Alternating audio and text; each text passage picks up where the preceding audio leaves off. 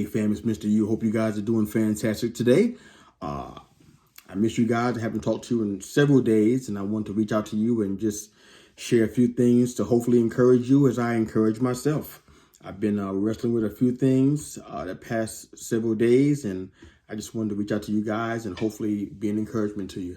One thing I'm learning, even in these days that we're in, is that as long as we look to outside factors and outside voices for validation, for people to tell us everything's going to be okay, for people to say, oh no, they're not like that, they're different, and we got your back and we're here for you.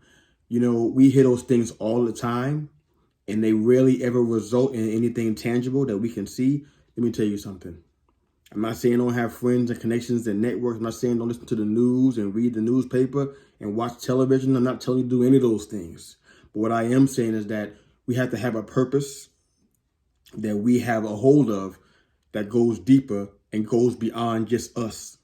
You know, John Piper had a great quote. He said that if you live to make others glad in God, not happy, but make others glad in God, your life will be hard. Your risk will be high, but your joy will be full.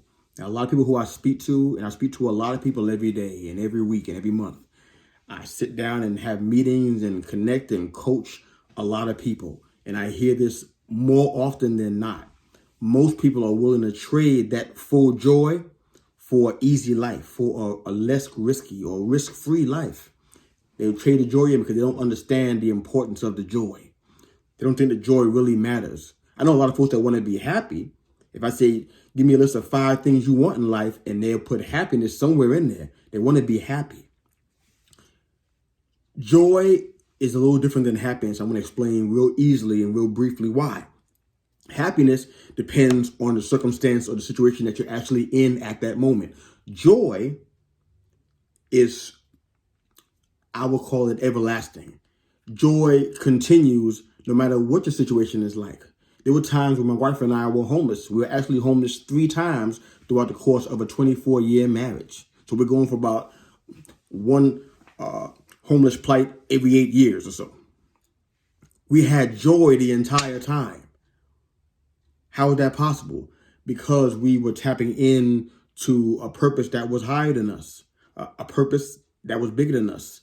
We tried to tap into the essence of life, what life is supposed to be about, what's most important, what's most valuable, foundational things about who we are, who we need to be as people, the light and the influence we need to be, not only in our community, but in our family, in our lives, being married to one another, and to those who are connected to us. And it goes beyond just what we got going on in our life. Because a lot of times we run into disappointments, we hit obstacles and woes and struggles, and guess what? It's not always pretty.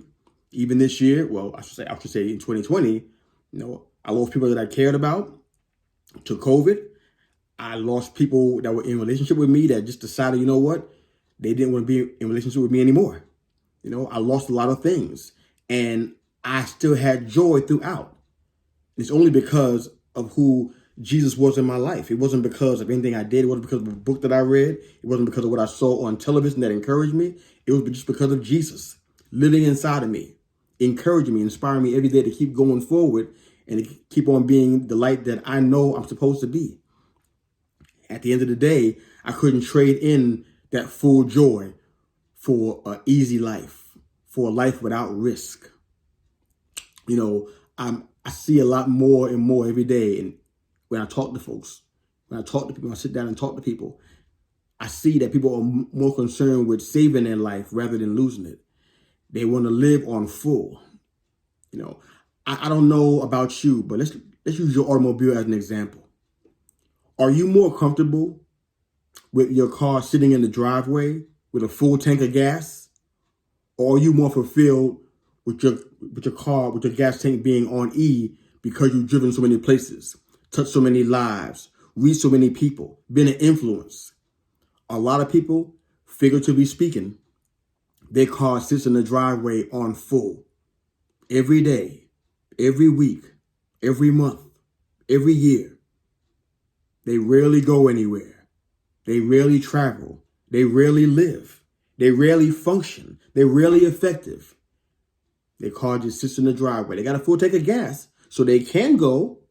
They have the capacity to go up a long way and travel, but their car sits in the driveway. See, I don't want to be that car. I want to be the car that travels, that moves, that functions, and does what a car is supposed to do. I want to be that person that's effective, that's living, that's breathing, that's more than just existing, but I'm living, I'm functioning. And that's one of the things that it's a non-negotiable for me. I have to.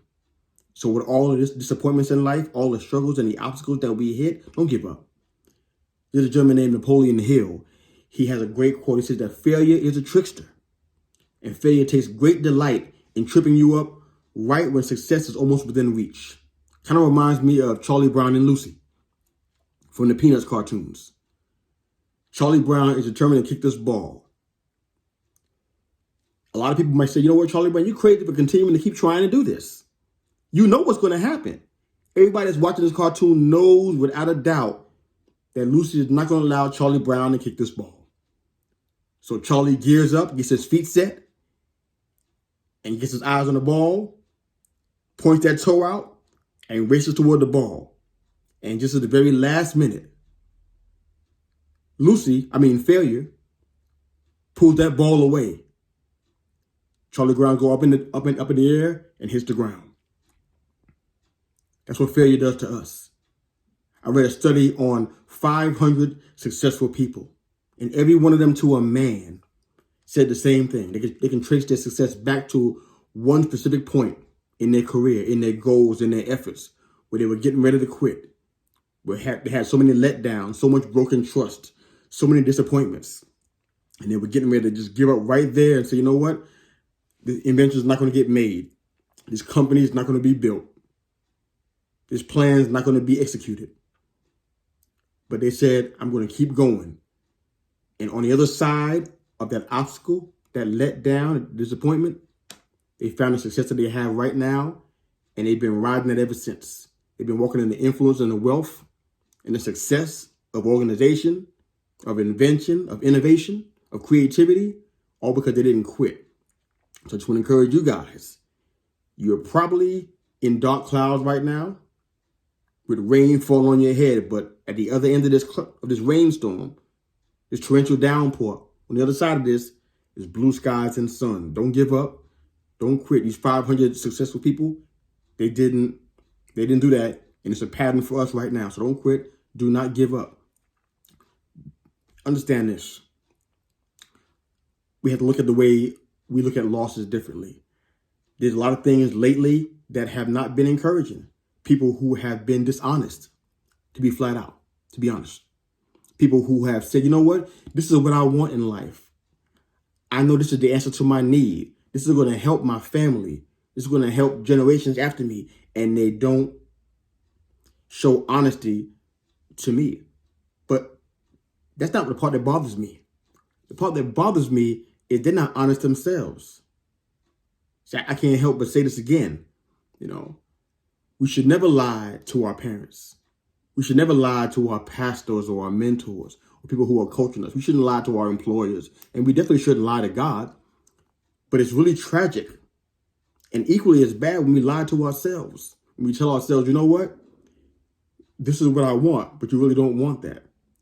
All those folks I was talking about, 40, 50, 60, 70 years old that are walking through life and they don't even know who they are. They don't know what they should be doing. They're trying to find themselves in things, trying to find a different vocation, trying to try a different field.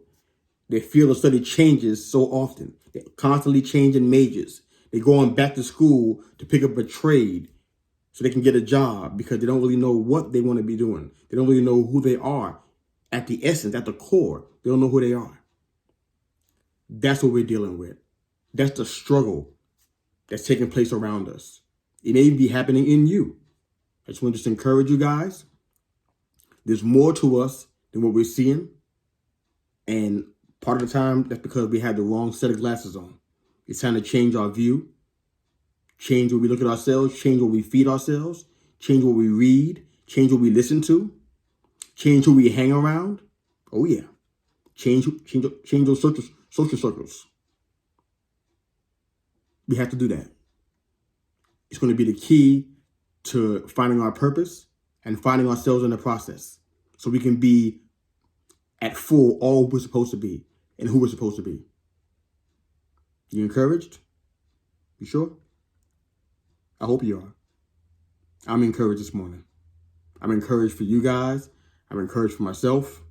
Let's keep going, okay? I believe in you guys.